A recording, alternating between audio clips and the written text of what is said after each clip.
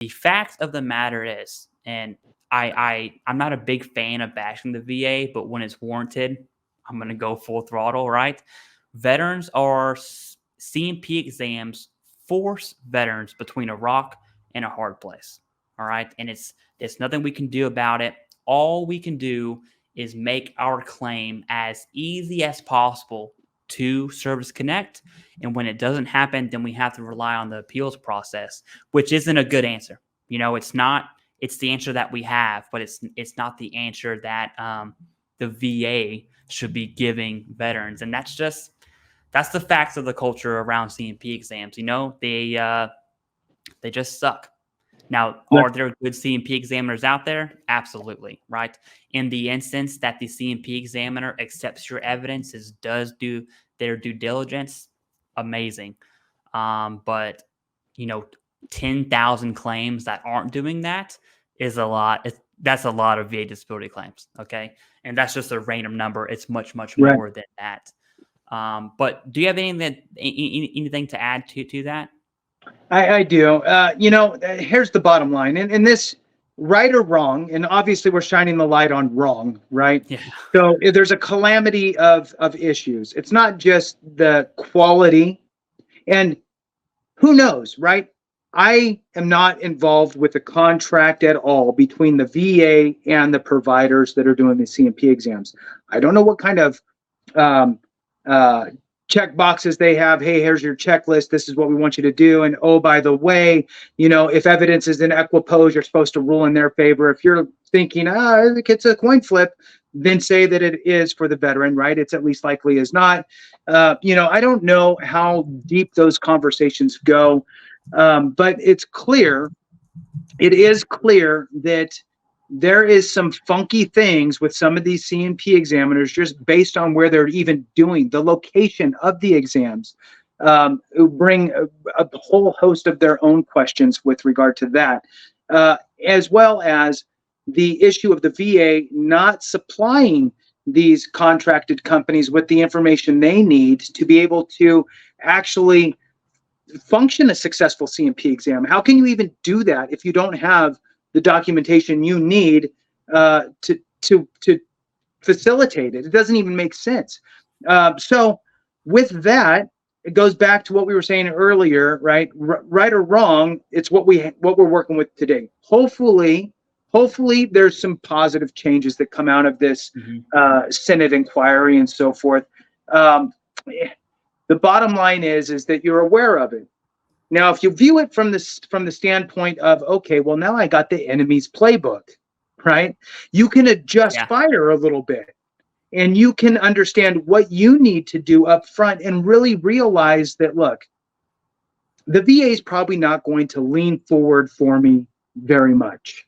They're probably not going to help me as much as they're probably supposed to. Therefore, I need to make sure I'm doing everything I can on my side, from documenting your evidence to really establishing a clear-cut nexus to getting all the information provided, getting a DBQ from your doctor. If your nexus evidence is a little bit, get a Nexus Letter too. Double down on it, right? There's nothing wrong with having too much good evidence in your favor. Hope for the best, but prepare for the worst, right? Prepare for that. I'm going to have to appeal this. I'm going to have to push it to the Board of Appeals, right? Have that in the back of your mind and be ready to jump on that. Don't leave it on the table and expire. The last thing I'm going to say, Clay, is that I don't like to say that if you were denied service connection, be ready for the appeal. I'd rather say if your claim wasn't adjudicated to your liking, right? Because they could approve you for service connection, sure, but maybe they gave you a 0% or a 10%, and maybe you should have been a 50. I don't know, right? So you need to know the schedule of rating for your condition. Read it.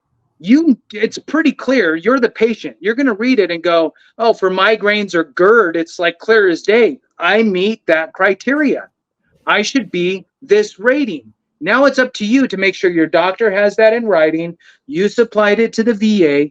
when you go to your CMP exam, you're saying the same thing. If they give you service connection, but it's at a lower rating, you can call their, no, that's wrong. I know I should be this. I'm filing an appeal, right? So that's as far as I'm going to go with it. All I'm saying is that, look, it is such a fiasco that Senate is now involved at some capacity, and they'll continue to be. And it should just send up the OIG, the Senate, all that stuff.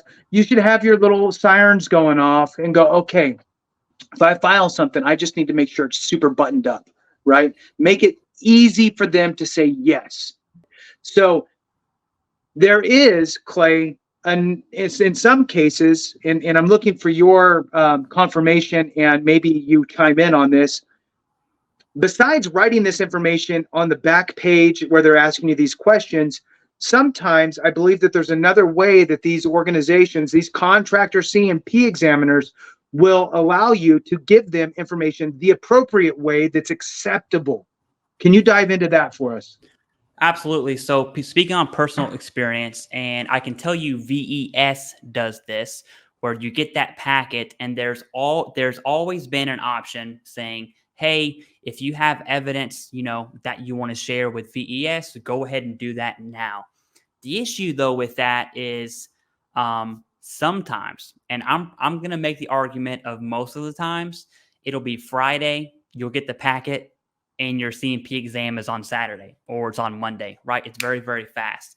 So you have to have that on the ready. And it really goes back to what we're really speaking on is the OIG report from 2022 that shows proof. It showed that the VA did not follow procedures sending evidence to the CMP examiner.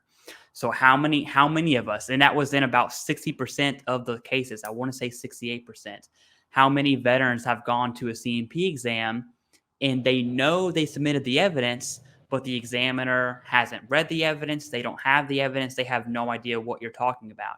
And it's been a lot. I've heard tons of stories about that exact scenario, and the OIG report confirms it. It's no longer subjective, it's now objective. And in that case, the unfortunate answer is higher level review with the duty to assist error. That's what's going to come out of that, which sucks. It's a problem that exists. There's no way to fix it from the veteran side outside of just keep complaining to your representative, right? That's really all we can do when it comes to that. Now, the VFW is on the legislation for pushing for VA disability claim reform. We'll just call it that. I'm sure it has a specific name, but until any of that happens, there's nothing we can do about it. And so the answer is yes, you can submit evidence to your examiner. Yes, you can bring evidence to your appointment, but on the legal side of the house, the examiner is not obligated to review it in the first place. So it's kind of a personality thing. And then you're also banking on the VA sending your evidence to the examiner. And it's just the